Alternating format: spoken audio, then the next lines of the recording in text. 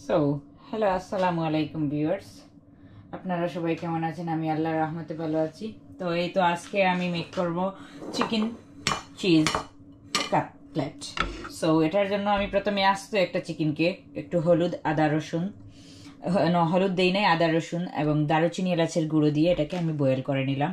তো আর এখানে নিয়েছি আমি 3টে হালেপিনিও চিলি, আর নেব আমি 250 গ্রাম চেদার চিজ, আর সঙ্গে দুটো মিডিয়াম সাইজের আলু। আপনারা চাইলে এর সঙ্গে অন্যান্য ভেজিটেবল দিয়েও করতে পারেন, বাট আমি জাস্ট এইগুলো দিয়ে করব।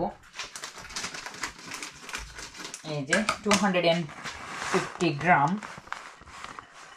গ্রেটেড এই যে চেডার চিজ, আর আলুটাকে আমি গ্রেট করে নেব। গ্রেট করে নিয়ে সেটাকে আমি একটু মাইক্রোওয়েভে একটু 20 মিনিট একটু 2-3 মিনিটের মতো একটু কুক করে নেব মাইক্রোওয়েভের মধ্যে। এটাকে বয়েল করব না, বয়েল করে সফট করব না। আমি এটাকে গ্রেট করে নিচ্ছি। একদম মিডিয়াম সাইজের আলু, এই যে এই সাইজের আলুটা, এই যে মিডিয়াম সাইজের আলু, এটাকে গ্রেট করে নেই। তো গ্রেট করে নিয়ে এটার মধ্যে আমি অ্যাড করে করবো। আর চিকেনটাকে আমি হাত দিয়ে ভেঙে বনলেস করে নেব। এই তো আমার চিকেন, তো একটা মুরগির চিকেনটাকে বনলেস করে নিলাম বয়েল করে। তো এখন একে একে আমি সবগুলো ইনগ্রিডিয়েন্ট আমার এটার সঙ্গে অ্যাড করে নেব। তো প্রথমে আমি নেব এটার সঙ্গে অ্যাড করব আলুটাকে, অল্প পরিমাণে আলু দিয়েছি, ছোটো দুটো আলু। এটাকে এভাবে ম্যাশ করে একটু ইয়ে করে নিলাম, সফট করে নিলাম।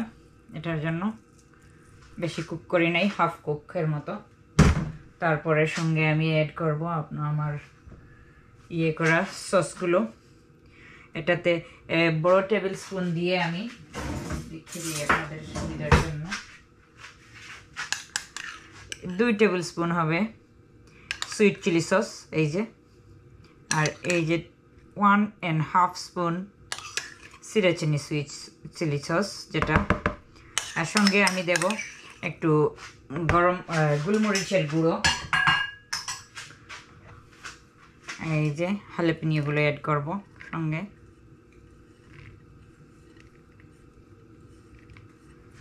হালেপিনিও দিলাম। এখন একটা শুকনো স্পুন দিয়ে, বেসনের পরিমাণ বেশি দেব না, এটা এই যে 2 টেবিল স্পুন পরিমাণ থেকে একটু বেশি, 3 টেবিল স্পুন দিলাম। যদি বাইন্ড হতে অসুবিধা হয় তাহলে আবার একটু দিয়ে দেব।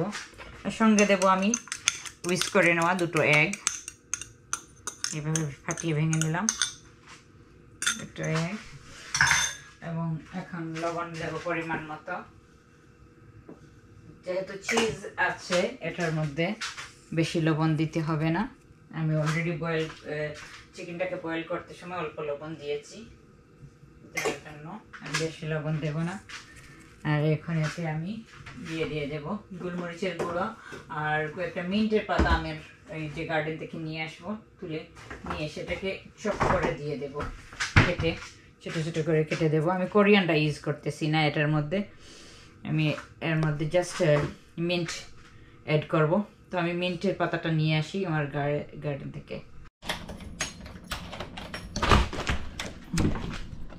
মিন্ট গাছ কিন্তু আমার প্রচুর হয়, কারণ আমি ঘরের ভেতরে যখন প্লান্ট রাখি তখন যদি আপনারা মিন্ট পুঁতে রাখেন সঙ্গে, তাহলে আর কোনো ধরনের পোকা হয় না।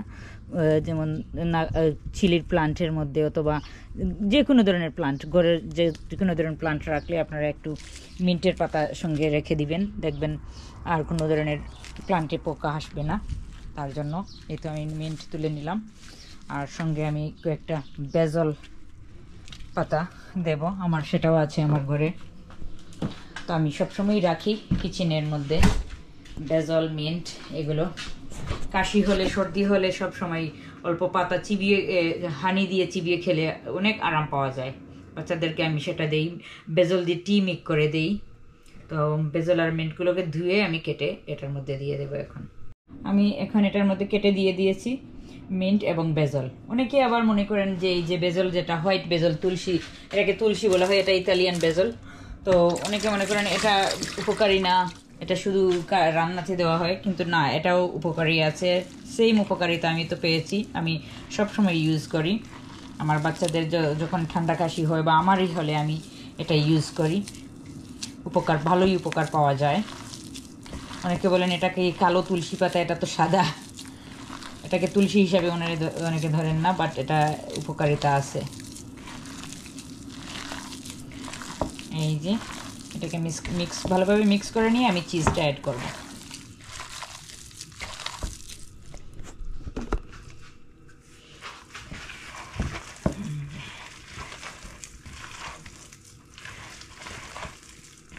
এটাতে আমি কোনো ব্রেড ক্রাম্ব অ্যাড করব না।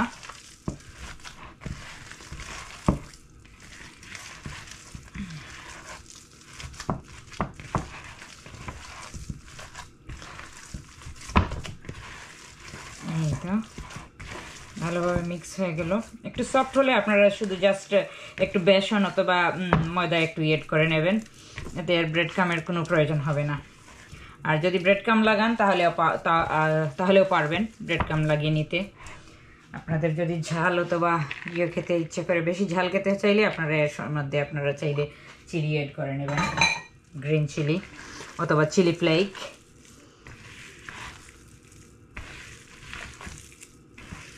এই যে চিজ এড করলাম, এখন একটু ড্রাই হয়ে যাবে।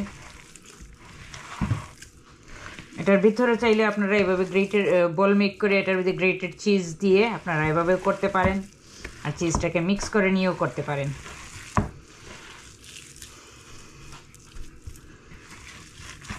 আবার এটার এইভাবে বল মেক করে এটার মধ্যে বয়েল এগ দিয়ে, কোচ এগ যেটা আর কি, এটা মেক করে আপনারা ব্রেড ক্রাম্ব লাগিয়ে ডিপ ফ্রাই করে খেতে পারেন। এটা দিয়ে আরেকটা রেসিপি আপনাদেরকে বানিয়ে দেখাবো আমি।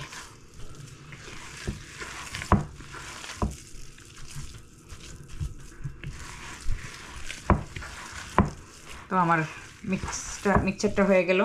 এখন আমি এটাকে বল মেক করে ফ্রাই প্যানে ভেজে নেব। এই তো এখন হাতে একটু অল্প তেল লাগিয়ে নিলাম। লাগিয়ে নিয়ে আমি এভাবে শেপ করে নেব। আপনারা চাইলে এভাবে ফ্রাই করতে পারেন। একটু রিস্কি হবে, যাতে করে চিজটা বের হয়ে আসতে পারে, চিজটা লাগতে পারে ফ্রাই প্যানে গরম হয়ে। আর চাইলে আপনারা এটাকে আবার এইভাবে, আমি একটু মোজারেলা চিজ যেটা আর কি গ্রেট করে নিয়েছি, আমি একটু এটার ভিতর দিয়ে এভাবে আমি মেক করব। অল্প একটু মোজারেলা চিজ এটার ভেতরে এভাবে দেব, দিয়ে আমি এটাকে বল মেক করে নেব এভাবে। যেরকম আর কি মোজারেলা চিজ বল পাওয়া যায়, finger chips, mozzarella cheese stick, কিন্তু খুব মজা হয়। সেগুলো জাস্ট ব্রেড ক্রাম্ব লাগানো থাকে সেগুলোতে। এই তো এটাকে আপনারা এগের মধ্যে ডিপ করে ফ্রাই করে নেবেন।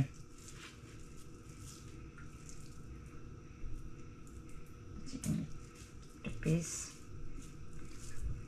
তো আমি আমার ছেলের জন্য একটু মোজারেলা ভেতরে দিয়ে একটু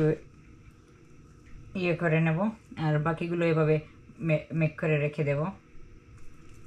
তো দেখা হচ্ছে পরে, সবগুলো এভাবে বেলে নেই আমি কুইকলি।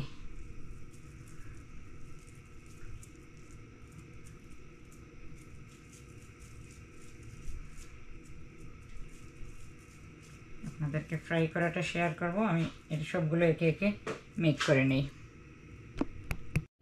একটু ট্রাই করে দেখবো এভাবে উইদাউট ব্রেড ক্রাম্ব, যদি চিজটা না ফাটে। আর আমার ছেলের ডিনারের সময় হয়ে গেছে, আমি তাড়াহুড়ো করতেছি, এই জন্য আগে এগুলো মেক করে ট্রাই করে দেখে নেই। যদি ব্রেড ক্রাম্ব লাগানোর প্রয়োজন হয় না, তাহলে ব্রেড ক্রাম্ব লাগাবোও না, কুক করে নেব। তো ফ্রাই প্যানটা গরমে দিয়ে দিয়েছি। আমি এখন একটু ঘি দেবো এটার মধ্যে। ফ্রাই প্যানটাতে আমি ঘি দিয়ে করব এটাকে। আপনারা বাটার অথবা ঘি দিয়ে করবেন, তাহলে টেস্টটা ভালো পাবেন। তার জন্য আমি ঘিটা দিয়ে দিলাম অল্প।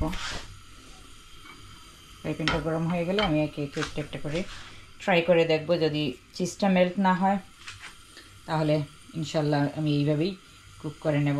আর যদি চিজটা মেল্ট হয়ে বাইরে লেগে যায় তাহলে আমি এটাকে প্ল্যান বি করতে হবে, ব্রেড কাম লাগাতে হবে, অথবা এগের মধ্যে ডিপ করে আপনারা করে নিতে পারেন, হয়তো কিচ্ছু হবে না, চিজ মেল্ট হলেও কোনো অসুবিধা নেই।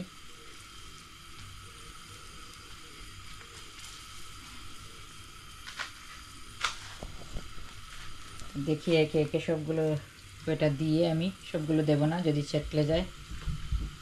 প্রথমে দুটো ট্রাই করব।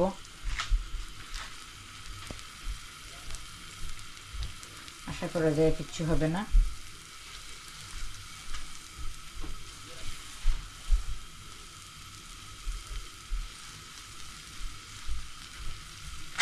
এখনো ঠান্ডা, আমি হাত দিয়ে করতেছি, ভাববেন না আমি হাতটা পুড়ে যাবে, এবার হাত দিয়ে দিই।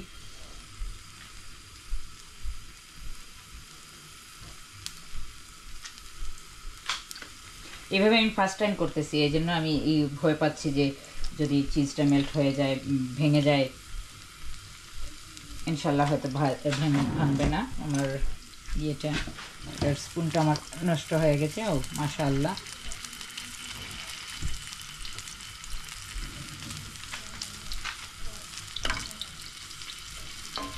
এইটা আমি সবগুলো দিয়ে এইভাবে করতে পারবো। তো আমি এগুলো মেক করে নিই।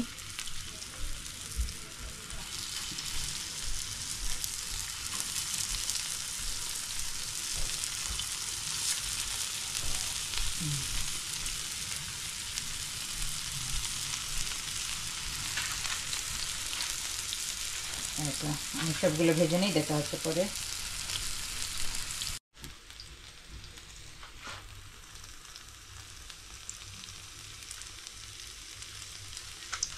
এই তো খুব সুন্দরভাবে কুক হচ্ছে, আর মিন্টের এত সুন্দর একটা স্মেল আসতেছে। তো আপনারা চাইলে এইভাবে মেক করতে পারবেন। আর যদি ব্রেড কাম লাগাতে চান তাহলে এটাও পারবেন। এটাকে এইভাবে কিন্তু আপনারা বার্গার বান দিয়েও খেতে পারবেন, পিঠা ব্রেডের ভেতর দিয়ে রোল মেক করে খেতে পারবেন, যেভাবে ইচ্ছা। খুব মজা হবে। আর এটার গ্রানটা এত মজার আসতেছে যে বলে বোঝাতে পারবো না আপনাদেরকে।